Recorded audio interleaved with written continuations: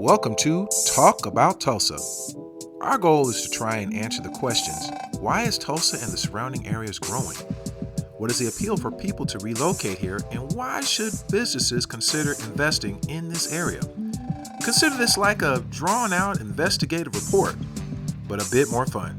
So, let's talk about Tulsa. Welcome to another session of Talk About Tulsa. I'm your show host, Patrick Thompson, and today I'm going to be talking a little more focused about land mass in Northeast Oklahoma. Land mass, yes, land mass, because apparently that's something that's very vital and desirable here in this area. As a part-time videographer, photographer, I've had the privilege of going between a lot of different areas here for weddings and photography and so on and so forth. And I have found that in this area, there are a lot of wedding venues. A lot. I mean, they are everywhere. And the one thing that is so awesome about them is that they're a lot of land and they're really pretty. They've got a lot of expansive rolling hills, and they've got all of these wonderful decorative things inside these spaces. But the one thing that they need in each of them for weddings, because this is kind of wedding season at the time of filming this, is a caterer.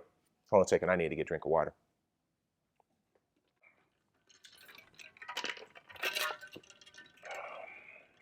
Just had to get some water. If you're looking for a wedding caterer for this wedding season, you might want to try out Simply Delish Catering.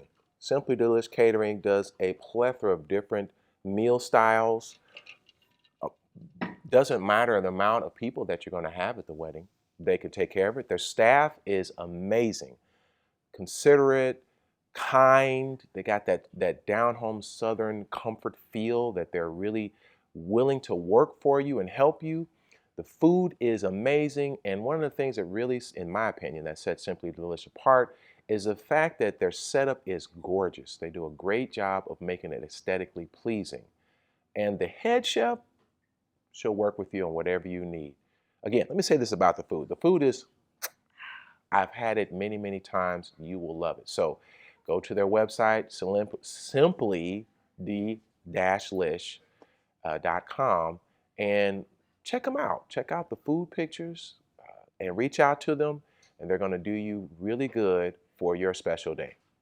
Now, I know you're probably thinking, wow, he put that plug in there quite nicely. I did. But I still want to talk about the land mass. That's just kind of a segue, looking at all of these amazing sites that there are out there for these wedding venues, but it just is also a testament to the available land in this area. The cool thing about this land mass is that apparently it's very appeasing to other businesses outside of wedding venues. Now, just to give you a little history, or not really history, kind of a geographic layout of this area, because this is for people that are not in Tulsa. Tulsa has basically Tulsa proper, and that's where you have the majority of the Tulsa public schools, and you have the cities and business and all that other stuff. But there are surrounding areas that will take the actual population of Tulsa to over 1 million. So you've got Jinx, you've got Bixby, you've got Broken Arrow, there's Owasso. Those are kind of the surrounding areas that helps expand the amount of people. Because if people come through, they're like, there's no way there's 1 million people in Tulsa. There is. It's just that it's spread over a lot of land. Now, outside of those areas, you also have your Sapulpa, you've got your Muskogee, you've got your Claremore, and a few other places that kind of make up Northeast Oklahoma. And that's why I say Tulsa, Northeast Oklahoma. And again, the beauty of this area is that it's very spread out. So it's not on top of each other. However, resources are flowing through every part of it. Well, Patrick, what do you mean by resources? Well, let's think about that. Businesses need power. And there is one business that I found that decided to drop itself in this area in Muskogee. And let me tell you the backstory about that. I have a full-time job outside of this, and one day I had to travel for business, and I was in Texas at one of our satellite locations. And We were having a virtual town hall or virtual all hands meeting. And what the company, my company, had decided to do was have provide food for for the satellite locations. And so as we were sitting having lunch, they projected on our TV screen the actual town hall in the meeting, and the CEO was talking, and we got to eat lunch. And it was a nice little thing. But as I was sitting eating lunch and listening to the CEO talk, somebody sitting next to me said, "Hey, Patrick, have you heard of this place called Muskogee, Muskogee or something?" It's like, "Yeah, what's up?" He said, "Well, I just saw this breaking news that Core Scientific in Port of Muskogee break ground on a 100 megawatt HPC data center." Now, the company that I work for, that's what they sell, is data center space. So the salespeople are very interested in that information. So when I heard this back in November of 2024, I was keenly interested in what in the world is going on. So I got up and I looked at his phone and was like, wow, there is going to be a significant data center built in Muskogee. Now, Muskogee is not a very large city. It's kind of a town, but it's very rich in Native American heritage, hence the name Muskogee. And it's kind of an energy place where you've got gas facilities, natural gas facilities, and this is a small town. Got your McDonald's and your pizza and stuff like that, and a high school, but it's not really a bustling town.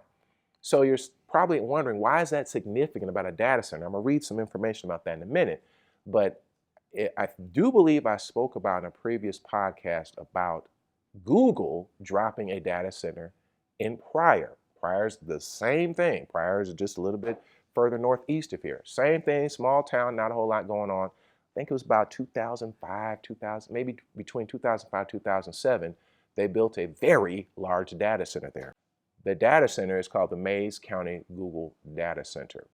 And so this data center, from my research, put a lot of growth in the economy. They donated money to the school. They helped build up the area. It's still not a bustling metropolis, and that's not what these data centers are looking for, because they're looking for space. They need area, land. But it helped the economy. And I also had the opportunity to meet somebody who lived and worked in Pryor for a little while, worked at that data center. He said, yeah, when they came in, it was a significant change in the economy, the economic status of Pryor. So that being said, this data center being dropped into this area is going to make a big difference for Muskogee. Let me just read a little bit about this. According to the latest impact projections, the Muskogee data center will generate a net benefit of approximately $182 million. Let me read that again. $182 million in the local economy, supporting 150 jobs and an average salary exceeding $65,000. That's important, because when people make decent money, they spend money. Local institutions, including Muskogee County, Hilldale School District, and the City of Muskogee, stand to receive a substantial tax revenue with projected property. Let me read that a little bit slower this time.